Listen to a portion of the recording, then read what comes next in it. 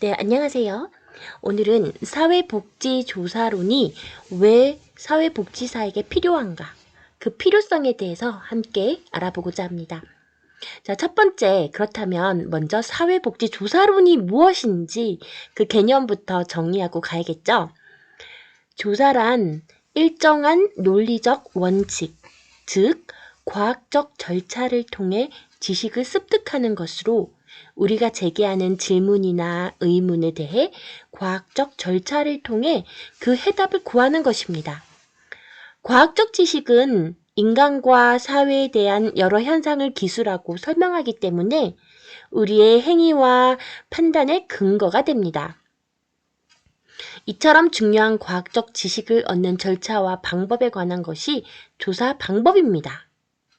자, 그렇다면 이제부터 왜 사회복지조사론, 조사가 왜 필요한가 봅시다.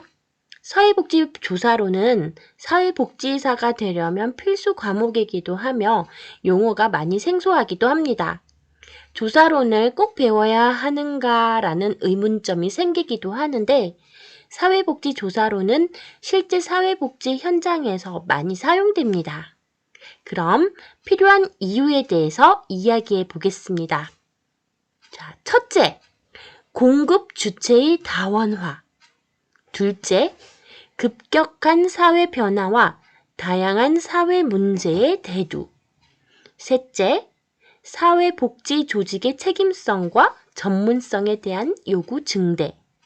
네 번째, 민영화의 영향. 요까지 한번 살펴보도록 하겠습니다. 먼저 첫 번째, 공급 주체의 다원화부터 보도록 하죠. 예전에는 국가의 보조금으로 사회복지기관에서 모든 프로그램을 진행해 왔지만 지금은 사회가 많이 변화되면서 공급 주체가 다양화되었습니다. 사회복지 공동모금회라든지 삼성복지재단 등등 다양하게 있습니다. 이렇듯 공급 주체들이 우리가 사회복지기관에서 실시하고 있는 여러 기관이 되면서 프로그램에 대한 효과성을 검증을 위해서는 사회복지조사론이 꼭 필요하다고 할 수 있습니다.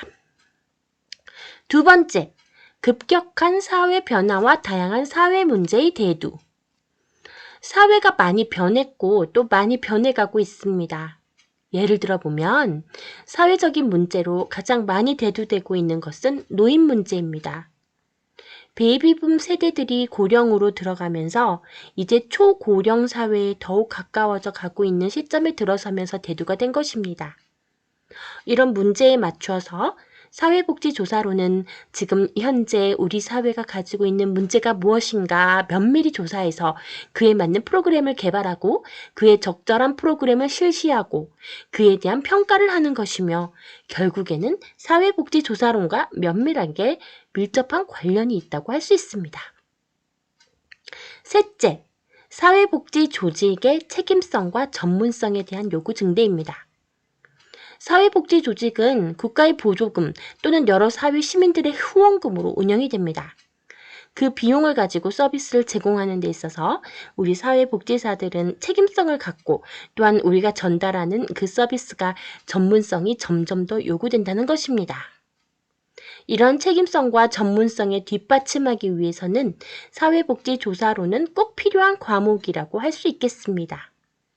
넷째, 민영화의 영향입니다. 민영화의 영향. 이것은 그동안 사회복지기관이 국가나 지자체에서 운영하는 경우가 많았습니다. 지금은 위탁 경영을 대부분 많이 하고 있습니다. 그래서 민영화의 영향은 이 사회복지 조직의 책임성과 전문성에 굉장히 밀접한 관계가 있습니다.